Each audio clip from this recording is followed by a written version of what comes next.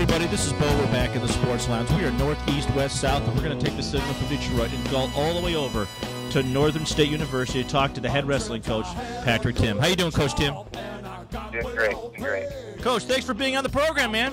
Well, I appreciate you calling me anytime we can get our name on. I appreciate it. Now, wrestling since your time and even now, because you're not that old as far as coaching, your age, but wrestling has changed astronomically the last 30 years, and especially with the advances in mixed martial arts, it's like wrestling's got a new resurgence. Just talk a little bit about your background before we go into more detail.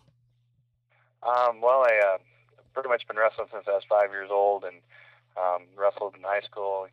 Was a state champ in high school for here in South Dakota. Went to South Dakota State University here in Brookings, South Dakota. They were Division II at the time. Was a two-time All-American there. Ended up going there 5 years of school, and then got my master's degree there. And then in the year 2000, this is my 8th season as a head coach at Northern State University. So I still am young, but I still got gray hair.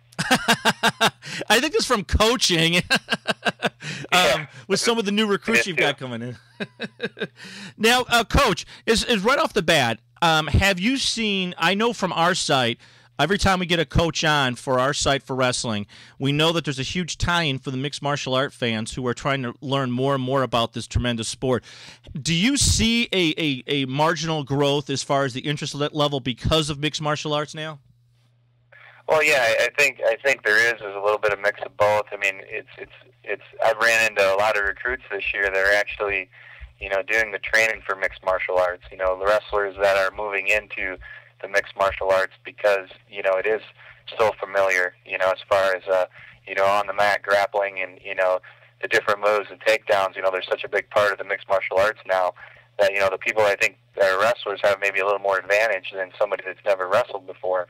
So I think that's one way going into it, and I think that the more exposure with the mixed martial arts that's out there, there are some younger kids saying, hey, how do I get into that? They could probably go start training with there's limited training sites out there. So I mean, the first part is maybe go off for wrestling, and then you can get the basics down and move on to all the other submission holds and everything else, the boxing part and all that.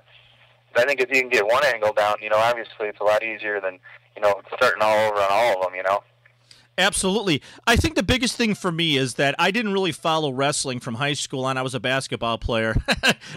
Not a real athlete in wrestling eyes, but I was a basketball player. But when my sons finally got involved in wrestling at an early age, I started watching it. I was very entertained with it. And then I sat down over all-you-can-eat crab legs and got